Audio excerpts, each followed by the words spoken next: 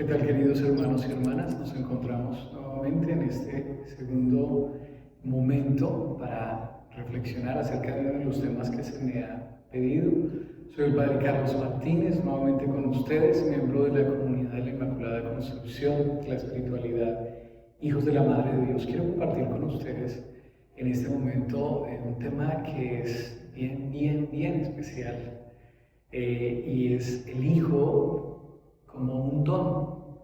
Los hijos son un don de Dios para quienes son mamás y papás y que puedan estar viendo este video. Quizá ustedes han experimentado la alegría del nacimiento, y no solamente del nacimiento, de la espera de ese hijo y toda la expectativa que puede generar. Contemplamos en este santuario dedicado a Nuestra Señora de la Leche a la Santísima Virgen María en la imagen que se encuentra en la parte de arriba, amamantando al niño. La mejor madre del mundo, la Santísima Virgen María, aquella que es capaz de enseñar a toda madre a ser una madre según el corazón de Dios. Y también contemplamos la figura de San José, el custodio, el padre de Jesús en la tierra, aquel que no solamente lo formó, lo educó, sino que fundamentalmente lo amó, y de quien Jesús tuvo la oportunidad de aprender a través de sus palabras y de su ejemplo y su testimonio, no solamente a trabajar en el taller como carpintero, sino fundamentalmente a vivir, a amar a Dios, a creer, a afianzarse en esta experiencia de vida en Nazaret, en esta familia en donde seguramente había una atmósfera y un ambiente de amor, de unidad y de comunión, en donde el Hijo era el centro, en donde el Hijo lo era todo para la Virgen Santa, en donde el Hijo lo era todo para San José. Vamos a tratar de contemplar desde esta realidad de Nazaret el don de los hijos en sus vidas de familia, en su vida matrimonial, y también para quienes entre ustedes están llamados a vivir esta hermosa vocación del matrimonio, que aún continúan solteros, pero que en algún momento probablemente se va a realizar esta vocación en sus vidas. Para hablar del hijo es necesario hablar del matrimonio. Qué importante es tener en cuenta esto. Vivimos en un mundo en donde no son pocas las mujeres que quieren ser madres, pero sin ser esposas, pero sin un hogar, pero sin una familia. Digamos que hay realidades en donde, por circunstancias de la vida, una mujer engendra un hijo y no necesariamente el padre de ese hijo la acompaña en este proceso, ni hace un proyecto de vida. Esta situación lamentablemente se ve mucho, no es de ninguna manera el ideal, pero también es cierto que hay mujeres que han asumido ese reto con amor, con valentía, con confianza en Dios, y han sabido vivir esa vocación desde la limitación que significa no tener un padre para el hijo allí presente, con esa figura de autoridad, de amor, de formación, pero que han sabido luchar y han sabido salir adelante con ese hijo y lo han experimentado, lo han asumido como un verdadero regalo y un don en sus vidas, y con toda seguridad han sabido ser madres según el corazón del Señor. Pero si hablamos del plan de Dios, del ambiente propicio para que sea engendrado un hijo, para que crezca un hijo, pues ese ambiente se llama familia. Entonces parte del hecho del matrimonio, un hombre y una mujer que se aman, que hacen una alianza con Dios, una alianza entre ellos mutua, en donde prometen amarse, respetarse, permanecer juntos, ser fieles todos los días hasta que la muerte los separe. Que hacen un proyecto de vida, de amor, en donde Dios es el centro. Dios ha bendecido este amor y lo ha elevado al hecho sobrenatural del sacramento del matrimonio. En ese sentido, lo primero que hay que decir es que el matrimonio, que es una alianza social entre el hombre y la mujer, es importante aclararlo, entre hombre y mujer es el matrimonio, está ordenado a dos finalidades. La primera es el bien de los cónyuges, el bien de los esposos. Ustedes se casan para amarse, para estar bien, para vivir bien, para ser felices. Nadie se casa para ser infeliz, nadie se casa para vivir triste, nadie se casa para la amargura. Una pareja decide unir su vida porque quieren ser felices. Este hombre quiere hacer feliz a esta mujer quiere hacer feliz a este hombre, quieren construir un proyecto de vida juntos en donde experimenten pues esa alegría de compartir en la vida juntos cotidianamente, de luchar, de esforzarse, de buscar las metas que se han propuesto juntos, de ser apoyo mutuo y de vivir esa dinámica que el Señor propone. Dios no llama a la infelicidad, Dios llama a la felicidad. Y el matrimonio es un llamado a la felicidad, es un llamado a la alegría, por supuesto que sí. Entonces está ordenado primero a la felicidad, al bien de los cónyuges, el matrimonio. Pero un segundo punto, está ordenado también a la procreación. Hace poco veía un video del Papa Francisco en donde contaba cómo un niño en algún momento le preguntaba ¿qué hacía Dios antes de crear el mundo? El Papa dice que se sorprendió mucho por esta pregunta, que es muy original, por cierto, y en ese momento el Papa le responde de una manera muy bella. Le dice, antes de crear el mundo, Dios amaba. Dios amaba. Dios es amor y en la Santísima Trinidad hay un vínculo de amor. Y ese vínculo de amor de la Santísima Trinidad hace que la Santísima Trinidad, que es Dios, salga de sí y proyecte su amor hacia su creación. Entre ellas, la criatura más perfecta de su creación, el ser humano. Entonces, el acto de la creación es un acto de salida de Dios, del amor de Dios, entre el Padre, el Hijo y el Espíritu Santo. Hay una explosión de amor y como consecuencia de esa explosión de amor, entonces es la creación. Hemos nacido usted y yo. Y es importante pensar en este hecho. Algunas personas sufren en su vida porque llegan a imaginar que probablemente han sido hijos no deseados. Algunas personas no se han sentido lo suficiente amados por papá o por mamá y han llegado quizá a esta conclusión, o incluso a veces lo han escuchado tristemente de su papá o de su mamá, es que tú no fuiste deseado, es que no estábamos preparados para tu nacimiento, es que no queríamos que tú nacieras. E incluso hay personas que han nacido después de un intento fallido de aborto. Y aunque son situaciones dolorosas y que marcan, por supuesto que marcan, hay personas que enfilan caravanas de lamentos en donde quizá toda la vida quieren cargar, o más bien cargan ese trauma. Yo no fui concebido por amor, yo no fui deseado, entonces viven la vida como pobrecitos y de alguna manera justifican muchas cosas en su vida a raíz de ese hecho. Pues yo creo que hay una cosa que es importante que usted y yo entendamos. Si usted y yo nacimos, si usted y yo estamos aquí, porque somos deseados, fuimos deseados por Dios. Dios nos deseó, Dios nos pensó desde la eternidad y Dios nos creó por amor, ¿sí? Se valió de nuestros padres para darnos el don de la vida, pero tú y yo somos hijos deseados porque Dios nos pensó desde la eternidad y nos creó por amor. Entrando un poco en la realidad del matrimonio, si las dos finalidades del matrimonio son, primero, el bien de los esposos, la felicidad de los esposos, el segundo es la procreación, como consecuencia de ese amor de los esposos. A imagen de la Santísima Trinidad, si es amor verdadero y si es el amor de Dios el que está en esta pareja, y si hay un sentido de lo que es el matrimonio, ese amor no se puede encerrar solamente en la pareja. Ese amor se tiene que abrir necesariamente a la vida.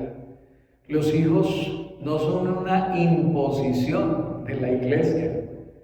No es que la iglesia manda que la pareja tiene que tener hijos. Y entonces hay una lucha entre algunas parejas que dicen, pues yo sí uso métodos anticonceptivos, yo no quiero hijos, yo no estoy preparado, a mí no se me va a imponer eso es una carga moral. Yo no entiendo cómo una pareja puede llegar a ese tipo de conclusiones. Bueno, sí lo entiendo, es claramente falta de una concepción de fe y de una concepción clara de lo que es el amor en la pareja y de lo que el matrimonio, el sacramento del matrimonio es en su esencia. Los esposos a los que Dios ha concedido la gracia de estar juntos tienen que vivir abiertos a la experiencia de la vida. Voy a reflexionar un poco sobre ustedes el texto de Amoris Laetitia, en donde el Papa Francisco habla de manera concreta sobre la transmisión de la vida y la educación de los hijos. Dice el Papa: desde el comienzo el amor rechaza todo impulso de cerrarse en sí mismo y se abre a una fecundidad que lo prolonga más allá de su propia existencia. Decía hace un momento, no podrían encerrarse los esposos en la experiencia de su propio amor de pareja y dejar de lado la experiencia de que ese amor se haga carne y vida en los hijos. El hijo reclama nacer de ese amor. ¿Qué expresión tan bonita usa el Papa en este documento? El hijo reclama nacer de ese amor. Es un reclamo desde el corazón de padre y desde el corazón de madre, desde el corazón de esposos. Ese hijo reclama. Si ustedes se aman, ese amor de ustedes tiene que producir frutos. Fruto no es simplemente el placer de estar juntos. Ese fruto, obviamente, tiene que ser, como fruto de ese amor, el abrirse al don de la vida. Y el hijo reclama nacer de ese amor y no de cualquier manera, dice el Papa, ya que él no es un derecho, sino un don, que es el fruto del acto específico del amor conyugal de sus padres. Y aquí quisiera pensar un poco en que esto que menciona el Papa, el hijo no es un derecho, es un don. Hay parejitas que se aman mucho, que se quieren mucho, que han conformado un matrimonio especial, pero que no pueden concebir. Y algunas de esas parejas le reclaman a Dios. Yo estoy en un santuario en donde vienen muchas parejas constantemente a pedir el don de la concepción, parejas que no pueden tener. Han ocurrido hechos verdaderamente milagrosos, parejas a las que el médico les había dicho que no había nada que hacer, que hay un caso profundo o severo de esterilidad y que finalmente como un regalo han recibido la gracia de poder concebir. Y esto es un acto que Dios puede realizar. Él es el dueño de la vida, Él es el dueño de la vida y Él puede darle hijos a aquellos matrimonios que obviamente los desean y los anhelan. Pero también hay un hecho que es difícil un poco de asimilar, pero es el hecho de que efectivamente pasa el tiempo y no pueda concebirse un hijo. Pues bueno, esto no es razón para chocarse o para pelearse con Dios. Es importante entender esto. Los hijos nunca son un derecho, los hijos son un don. Cuando uno en este país va a solicitar la licencia de conducción, uno de los textos le menciona justamente eso. Mire, el conducir en los Estados Unidos, el tener licencia en los Estados Unidos, no es un derecho que usted tiene, es un privilegio que a usted le ofrece el Estado. Si esto sucede con una bendita licencia, ¿cuánto más con un ser humano? Los seres humanos no somos derecho de otro, los seres humanos somos un don, somos creados por Dios por amor, somos enviados a la vida a través de nuestros padres por amor. Tus hijos no son un derecho que tú merecías o que tú tenías, tus hijos son un don que has recibido. Y si no has sido padre, no has sido madre, si lo vas a hacer en el futuro, eso es un hijo, es un don, es un regalo. Porque según el orden de la creación, dice el Papa, el amor conyugal entre hombre y mujer y la transmisión de la vida están ordenados recíprocamente. El hombre y la mujer se unen en el amor y entonces esa unión de amor, que es un don, el amor es el más grande de todos los dones, dice el apóstol Pablo en la primera carta a los Corintios. El amor es el don más grande que existe. Ese don del amor entre el hombre y la mujer necesariamente, repito, produce frutos.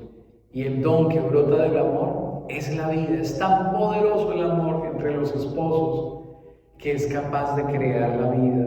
De esta manera, el Creador, Dios, que hizo al hombre y la mujer, los ha hecho también partícipes de la obra de su creación y al mismo tiempo los hizo instrumentos de su amor para generar vida. Les da pues la responsabilidad del futuro de la humanidad a través de la transmisión de la vida humana. Hace poco mencionaba el Papa cómo Europa es un continente sin jóvenes, es un continente envejecido. Y hace poco quizá usted y yo podemos escuchar en las noticias como la China, que durante con este gobierno comunista que le ha caracterizado por tantos años, ha restringido el hecho de la paternidad o la maternidad a un solo hijo durante mucho tiempo. Pues bien, hace poco escuchábamos que el gobierno le estaba pidiendo a las parejas que se abrieran la posibilidad de tener hasta 3 hijos. Porque aún con toda la sobrepoblación de la que nosotros, sobrepoblación entre comillas, de la cual nosotros escuchamos hablar permanentemente de esta nación y de este país, se han encontrado justamente con que es un país con muchos habitantes, pero envejecido, sin niños. Sin el niño no hay humanidad, sin el niño no hay futuro, sin la vida no hay vida, es así de simple. En ese sentido, el Papa en este documento Amoris Laetitia hace un llamado a que los padres, los esposos, perdón, se abran a la vida, y menciona en este documento como los padres sinodales que participaron en este documento han mencionado que no es difícil constatar que se está difundiendo una mentalidad que reduce la generación de la vida a una variable de los proyectos individuales o de los cónyuges. Es decir, que parejas que se casan dicen, bueno, sí vamos a tener hijos, pero no ahora, los vamos a tener en 5 o 10 años mientras compramos la casa, mientras compramos un auto donde todos quepamos, mientras nos organizamos. Se supone que cuando el hombre y la mujer deciden estar juntos, han hecho un proyecto de familia. Y se supone que ese proyecto de la familia implica el abrirse completamente a la vida. Y si bien hay la posibilidad de que los esposos, a través de la planificación familiar, logren espaciar a sus hijos, ningún matrimonio puede tener como característica propia el hecho de cerrarse a la paternidad o a la maternidad, ni siquiera por un día. Tiene que haber apertura a la vida. Hay muchas parejas que usan métodos de regulación artificial que claramente son abortivos, ya que es importante, y lo menciona el Papa, recordar aquellas enseñanzas de Pablo VI en su encíclica, en donde se nos menciona acerca del valor de la vida y de la necesidad de abrirse a la vida en la experiencia del matrimonio, no cerrarse a ella usando métodos artificiales que, repito, en su mayoría son abortivos. Los hijos no pueden quedar como un segundo plan, como un plan B. Entonces que la pareja diga, bueno, ¿cuál es nuestro primer plan? El primer plan es la casa, el segundo plan es el auto, el tercer plan es organizarnos en el trabajo y el cuarto plan, A, B, C, D, los hijos. No, tiene que haber un anhelo profundo en ese hombre y en esa mujer que comparten la vida, que se aman, el hecho de dejarse sorprender por la posibilidad del don de Dios que se manifieste a través de los hijos. El Papa Francisco entonces menciona a Pablo VI con su Humane Vitae, en donde ha hablado a toda la Iglesia sobre la necesidad de hacer una valoración moral de los métodos de regulación de natalidad. Y hay diferentes métodos de planificación natural que las parejas en su proceso de matrimonio pueden conocer y que generan un beneficio impresionante. Yo particularmente como sacerdote, acompañando parejas en su camino hacia el matrimonio, he podido constatar cómo cuando ellos asumen este hecho de abrirse a la vida y espacian a sus hijos a través de métodos de planificación natural, pues hacen una experiencia bella de comunicación, de diálogo, de unidad, porque todo lo hablan, porque aprenden a confiar, porque se conocen mucho más. Porque no es simplemente el mentalizarse, en el entenderse como una dinámica relacional de placer, en donde de alguna manera se encuentran, se aman, pero evitemos hijos, sino en donde con la Santísima Trinidad ese amor de los esposos desea dejarse sorprender por el don de la vida que el Señor les quiere conceder. Hace un momento mencionaba a las parejitas que no pueden concebir y que de alguna manera tienen ese dolor en el corazón. Hay una posibilidad que es maravillosa y que la Iglesia valora muchísimo, y es la posibilidad de la adopción. He conocido muchísimos testimonios de parejas que han hecho este camino de amor, acoger a niños que no tienen un hogar y que los acogen como suyos, los aman como suyos, y que en el tiempo, de una manera bella, incluso uno constata cómo llegan incluso a parecerse físicamente a sus padres. Es decir, que ya no solamente asumen sus valores, su estilo de vida, la dinámica de formación que han recibido, sino que incluso llegan a parecerse físicamente a sus padres. Hay una cosa que menciona el Papa en este documento y que es un grito de la Iglesia, y que es un grito universal, que es un grito de Dios: es el no al aborto, no al aborto. La familia es el santuario de la vida, es el lugar donde la vida es engendrada y cuidada, y constituye una contradicción lacerante que se convierta en un lugar donde la vida es negada y destrozada. Ninguna pareja, ningún matrimonio puede cerrarse a la vida o concebir en su mente una idea tan aberrante como el aborto, bajo ninguna circunstancia. El ser pro vida no es un hecho de un movimiento dentro de la Iglesia. El ser pro vida hace parte de nuestra vocación cristiana. La vida es un don que solamente Dios da y que solamente Dios quita, le corresponde a Dios. Nosotros los seres humanos, frente al valor de la vida humana, no podemos disponer. Dice el Papa: es tan grande el valor de una vida humana y es tan inalienable el derecho a la vida del niño inocente que crece en el seno de su madre, que de ningún modo se puede plantear como un derecho sobre el propio cuerpo la posibilidad de tomar decisiones con respecto a esta vida, que es un fin en sí misma y que nunca puede ser objeto de dominio de otro ser humano. Es decir, la mujer no es dueña del hijo que concibe. El hombre no es dueño del hijo que engendra. La vida le pertenece a Dios. Es un don de Dios. La familia protege la vida en todas sus etapas. A quienes trabajan en las estructuras sanitarias se les recuerda la obligación moral de la objeción de conciencia. Si alguno de ustedes es médico, enfermero, trabaja en la estructura sanitaria, entonces la Iglesia le recuerda la objeción de conciencia como un derecho y como un deber que usted tiene. Nosotros no podemos alinearnos en la cultura de la muerte y no podemos aprobar bajo ninguna circunstancia el aborto, que es verdaderamente un crimen. Vamos a dar un paso en esta parte final de los hijos como un don, los hijos como un regalo de Dios, la vida como un regalo que debe ser acogido en la experiencia del matrimonio.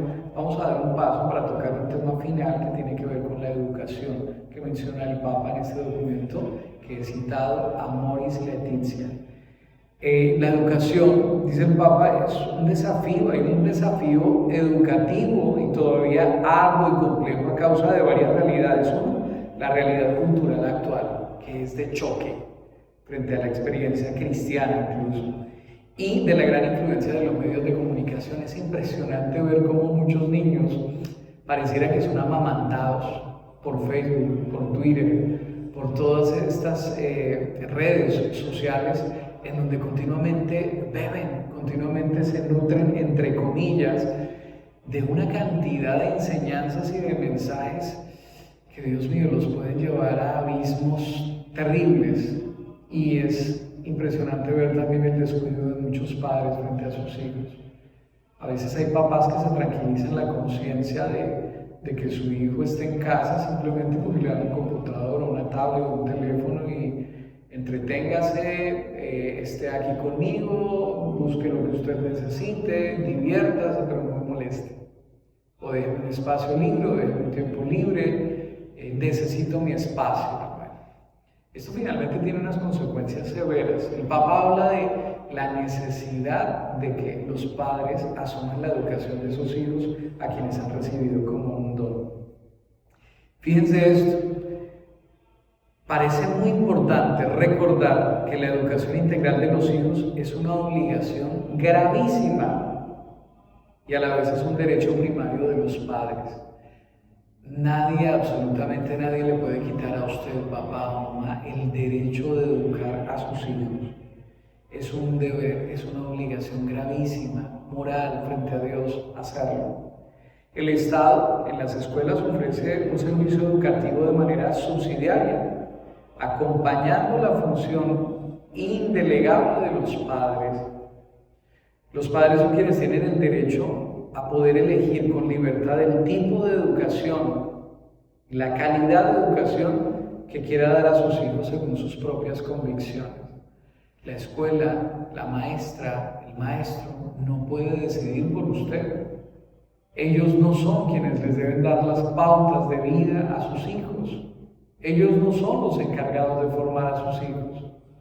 De hecho, si usted se ha dado cuenta, las escuelas y las universidades y las estructuras educativas están dadas más para informar que para formar. Muchas personas van a la universidad o a la escuela y salen llenos de conocimientos, pero carentes completamente de formación humana. En ese sentido, estos valores se aprenden y se deben aprender en casa. Esto no se puede delegar. Tampoco se le puede delegar al catequista, a la catequista, al párroco, a la monja. Es el deber y es la obligación de los padres no solamente tener el tiempo, sino la calidad del tiempo, de la cercanía y del diálogo con sus hijos. Es que piense esto, si los hijos son un don de Dios, que lo son, pues imagínese el deber tan impresionante que usted tiene de formar hijos de Dios, porque en última, usted es hija de Dios, usted es hijo de Dios, yo soy hijo de Dios. Entonces, ¿a quién forma un padre y una madre? A un hijo de Dios o a una hija de Dios. Por eso la escuela no sustituye a los padres, sino que los complementa. Cualquier otro colaborador en el proceso educativo debe actuar siempre en nombre de los padres, con su consenso y en cierta medida incluso con encargo suyo. Quienes han recibido el sacramento del matrimonio se convierten en verdaderos ministros educativos, porque cuando forman a sus hijos edifican la iglesia y al hacerlo aceptan una vocación que Dios les propone, es decir, papá y mamá tienen la vocación de ser educadores. Este tema es un tema tremendamente importante, vale la pena profundizar en él, vale la pena también que como hombre o mujer casada le pide a nuestro Señor, si ya tiene hijos, la gracia de ser papá y mamá según su corazón, según el corazón de Dios, el no asumir con superficialidad la formación y la educación de los hijos. Si usted es una persona que se está recién casando o que próximamente se va a casar, es importante que este mensaje quede en lo profundo del corazón.